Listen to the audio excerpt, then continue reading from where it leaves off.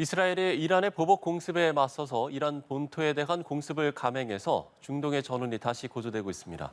이란과 이스라엘의 보복성 공격이 전면전으로 치달을지 아니면 여기서 멈출지 기로에 섰습니다. 마영삼 전 주 이스라엘 대사와 함께 전망해 보도록 하겠습니다. 대사님 안녕하십니까? 안녕하십니까? 예. 자, 고통스러운 보복을 예고했던 이스라엘이 결국엔 재반격에 나섰습니다. 그동안 이제 여러 가지 방식이 거론이 됐는데 일단 이란 본토를 공격을 했거든요. 이 부분을 선택한 이유가 어떤 거라고 보십니까? 네, 이스라엘의 군사 전략 중에 한 가지가 네. 이스라엘 군 또는 이스라엘 영토가 공격을 받는 경우에는 예. 반드시 보복을 한다. 그리고 그 보복도 비대칭적으로 한다. 그러니까 훨씬 큰 규모로 한다. 이러한 원칙이 세워져 있습니다. 예. 그런데 그 원칙에서부터 저는 그것이 그대로 답습이 되었다라고 생각을 합니다. 왜냐하면은 4월 13일 이란이 이스라엘에 대해서 공격을 미사일하고 드론 공격을 한 다음에 이스라엘 내각에서 굉장히 감론을박이 있었지요. 그래서 나온 결론이 뭐냐면은 우리 공격을 한다. 네. 그러나 그 시기와 방법, 수준에 대해서는 우리가 말하지 않겠다. 이렇게 해서 모성을 유지를 했었습니다. 그 결과로 오늘 이런 공습이 있었지 않나 생각을 합니다. 예. 원칙에 따른 보복 공습이었다. 이렇게 이야기를 해주셨는데요. 일단은 핵시설 피해가 없다는 것에 제한된 군사 옵션을 사용했다. 이런 좀 분석들이 나오고 있는 것 같습니다. 글쎄요, 좀 수위 조절을 했다. 이렇게 보면 되겠습니까? 네, 적절한 분석인 것 같습니다. 예. 제가 보기에도 이것은 매우 정교하고 신중하게 계산된 공격이다라고 그렇게 저는 보고 있습니다. 네네. 왜냐하면은 지금 우리가 어떤 방법으로 공격할까에 대한 여러 가지 논의가 있었습니다. 예. 그런데 지금 현재 이것은 육군 항공대라고 하는 것이죠. 이스파한에 있는. 그렇기 때문에 아주 전략적으로 중요한 곳은 아닙니다. 그 전략적으로 중요하다고 하는 것은 가장 큰 요인이 있는 것이 핵시설이 되겠습니다. 예, 그렇죠. 이스파한은 핵시설이 있는 지역입니다만은 이게 있는 핵시설은 지금 안전하다고 지금 보도가 되고 있습니다. 그런 걸로 봐서는 이스라엘은 공격을 할 수 있지만 예. 이 정도로서 우리가 마친다라는 메시지를 전달을 한 것 같습니다. 예, 그렇군요. 지금 뭐 이란 현지 언론들도 뭐 드론도 목격이 됐고 이를 격추했다 이제 이런 보도들을 했습니다만 이란은 이스라엘 공격이 없었다라고 지금 주장을 하고 있는 거 아닙니까? 이런 이유가 있습니까? 네. 이란은 예. 지난번에 10월 7일 하마스가 공격을 해서 전쟁이 일어났지 않습니까? 그 이후부터 계속해서 한 가지 원칙을 지켜왔습니다. 그것이 예. 뭐냐면은 우리가 직접적으로 개입하지 않겠다는 것입니다. 물론 시아 벨트를 통해서 간접적인 지원과 공격 지원은 있었습니다만은 그 원칙을 계속 유지를 해왔기 때문에 예, 예. 지금 같은 상황에서도 더더군다나 4월 13일 공격을 하고 나서도 더 이상 우리가 공격하지 않겠다. 이스라엘이 우리를 공격하지 않으면 예, 예. 이렇게 했었는데 지금 오늘과 같은 경우에 공격을 했음에도 불구하고 이란 측에서는 그 피해를 굉장히 줄이거나 아니면 아예 그런 공격 자체가 없었다고 얘기를 하고 있는 것은 그렇죠. 더 이상 이러한 것이 긴장이 고조돼서는 안 될 것이고 이것을 그냥 수그러뜨리는 그러한 방향으로 계획을 잡은 것 같습니다. 그러면 이스라엘이 이제 공격 사실을 공식적으로 밝히지 않은 것도 같은 이유라고 볼 수 있을까요? 그건 또 어떤 이유일까요? 이스라엘은 네. 이런 군사적인 작전뿐만 아니라 예, 예. 정보 작전에 있어서도 모사르드가 행하는 이런 작전에 있어서도 예, 예. 일정한 이 작전이 수행되고 난 다음에는 상당 기간 동안 거기에 대해서 우리가 했다 안 했다라는 데 대해서는 긍정도 부정도 하지 않는 모성을 계속 유지해 왔습니다. 예, 예. 2007년 이스라엘이 시리아에 있는 원자력 시설을 공격을 했습니다. 그때 이제 북한에서 지원을 받아서 짓고 있다는 원자력 발전소였죠.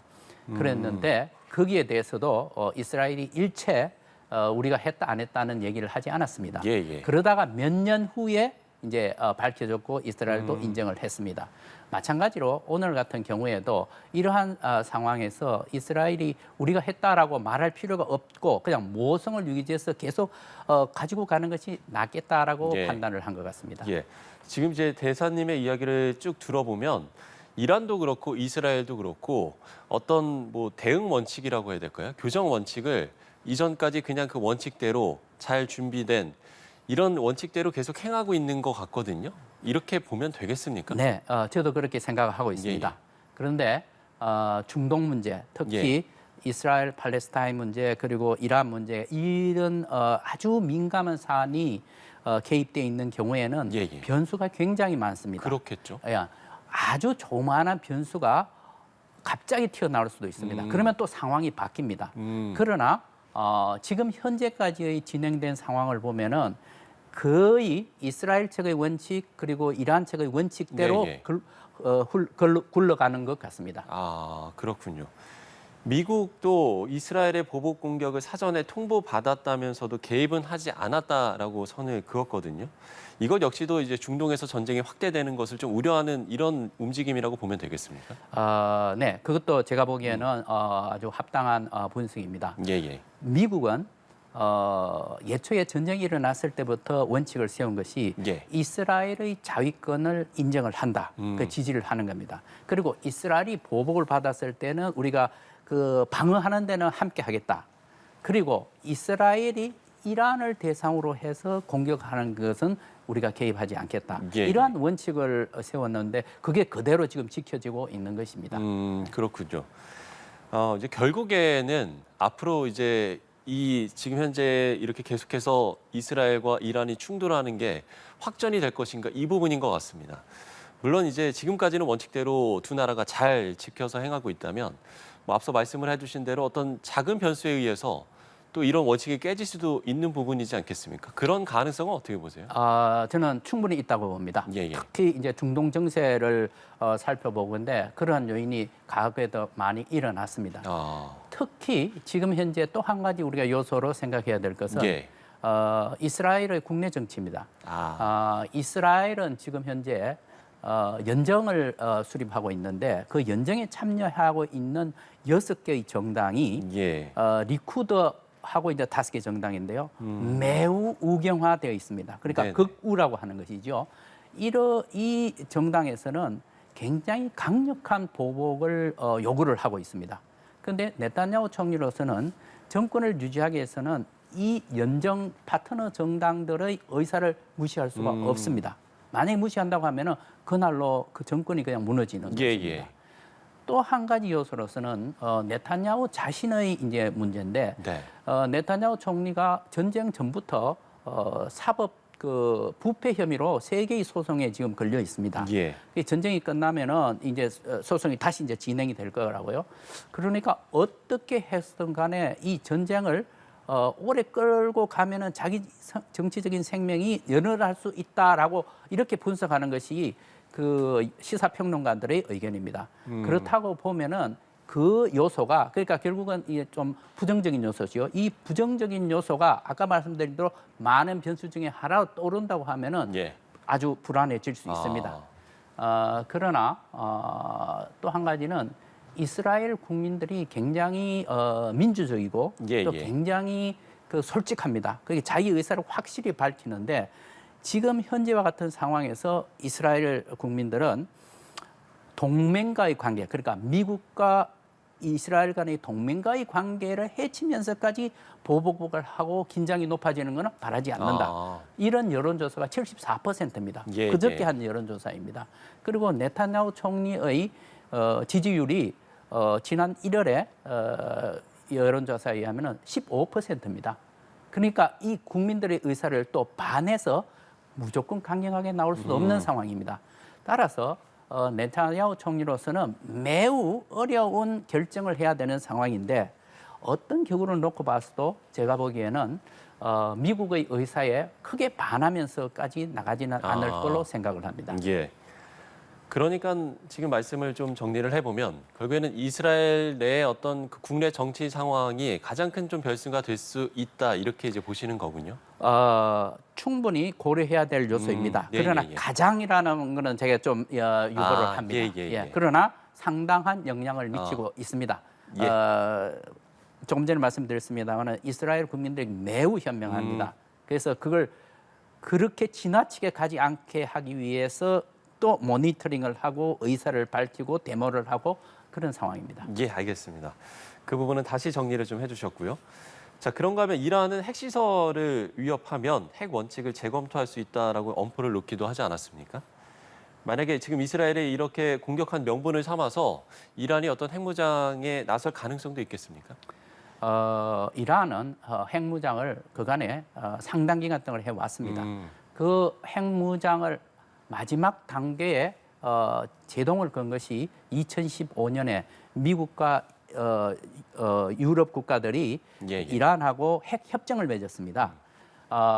그래서 일단 이란에 대한 경제 제도도 풀었었지요. 그런데 2018년에 트럼프 대통령이 그 합의를 파기를 했습니다. 따라서 이것은 이란에 대해서는 상당히 큰 충격이었죠. 왜냐하면 그 합의를 파기함으로써 옛날에 있었던 경제 제재가 다시 들어왔던 겁니다. 예. 그래서 매우 경제가 어려운 상황입니다. 그래서 미국하고는 어떻게 하든 간에 척을 지지 않고 관계 개선을 하려고 노력하던 차에 지금 이런 일이 벌어지고 있는 것입니다. 예. 그렇기 때문에 이 핵 무장으로 당장 갈 것이냐 하는 문제에 대해서는 저는 조금 회의적입니다. 그럼에도 불구하고 지난 몇 년간에 걸쳐서 이란의 핵 개발 과정은 매우 급속도로 지금 현재 진전이 되었습니다. 2018년에 트럼프 대통령이 핵 협정을 파기를 한 이후에 그러면 우리도 이걸 지킬 필요가 없지 않느냐 이렇게 해서 그 60% 제가 우라늄 농축입니다. 우라늄 농축이 60%를 하고 60%에서 90%가 되면은 네. 핵무기를 만들 수 있는 물질이 되는 것입니다. 그래서 지금 현재 IAEA에서도 그걸 면밀하게 주시를 하고 있는데 60%는 이미 넘었고 90%까지 가기 위해서 굉장한 노력을 하고 있고 그 시점이 그렇게 멀지 않았다라고들 그렇게 분석을 하고 있습니다. 그러나 또 이란은 매우 신중한 외교 안보 정책을 수립합니다. 예. 그래서 그런 자기들이 얼마만큼 더 농축을 하느냐에 따라서 서방 미국의 압력이 어느 정도라 하는 것을 잘 알고 있기 때문에 이 마지막 단계에서 굉장히 시간과 수위 조절을 하고 있는 것으로 보입니다. 예, 알겠습니다. 자, 이렇게 이스라엘과 이란이 앞으로 어떤 형태의 보복을 주고받을지 섣불리 예상할 수 없는 상황에서 그러면 국제사회는 어떻게 좀 대응을 해야 되겠습니까? 네. 지금 현재 보면은 이란이 4월 13일 이제 대규모로 공격을 한 다음에 예. 미국과 EU에서는 지금 경제 제재 이왕 받고 있는 이 경제 제재를 추가 제재를 하겠다라고 해서 그게 지금 현재 논의가 되고 있고 일부가 지금 이미 발표가 되었습니다. 예. 그런 이제 상황으로 이제 갈 것입니다. 그런데 국제사회에서는 지금 현재 모든 국제사회에서 이란을 포함해서 다 이 긴장이 고조되어서는 안 된다는 데 대해서 거의 의견 일치를 보고 있습니다. 예. 문제는 이제 이스라엘입니다. 이스라엘에서 어느 정도로까지 이게 재공격을 할 것이냐 이 문제에 대해서 다들 관심이 있는데 조금 전에 말씀드린 바와 같이 이스라엘이 미국의 의사, 국제사회의 의사 이걸 무시하면서까지 강경으로 갈 것 같지는 제가 아닙니다. 예, 알겠습니다. 자, 어찌됐든 중동의 불안정은 당분간 좀 이어질 전망인 것 같습니다. 현재 체류 중인 우리 국민들의 안전에도 각별한 주의가 좀 필요할 것 같은데요. 어떤 말씀을 해주시겠습니까? 네, 지금 현재 보면은 우선 전쟁을 했던 이제 이스라엘하고 이제 하마스가 있는 이 가자 지역이 있는데 예. 굉장히 위험하죠. 그래서 지금 가자 지역에는 출국 금지, 그러니까 여행 금지 조치, 우리 나라의 우리 정부의 여행 경보 조치가 4단계로 나눠져 있습니다. 예. 그 중에서 가장 높은 단계인 여행 금지가 지금 가자 지역에 돼 있고 나머지 이스라엘 지역에는 출국 제한, 그러니까 출국을 하지 말라는 출국 권고지요. 그러니까 그 안에 있는 우리 국민들은 빨리 나가라는 거. 출국 권고하는 3단계 이제 경보가 내려져 있습니다. 그리고 이러한 경우에는 3단계도 있고 또 2.5단계라고 해서 특별 여행 주의보가 내려진 곳도 있습니다. 그래서 그 경보에 따라서 우리 국민들이 아주 현명하게 저는 대처를 해야 된다고 생각을 합니다. 예. 가급적이면 여행도 그쪽 지역에 삼가하고 일단 안전지역으로 빠져나오시는 것이 가장 중요한 요소라고 생각을 합니다. 예, 알겠습니다. 자, 이스라엘과 이란, 중동 상황을 짚어봤습니다. 마영삼 전추 이스라엘 대사와 함께 이야기 나눠봤습니다. 대사님, 오늘 말씀 고맙습니다. 감사합니다.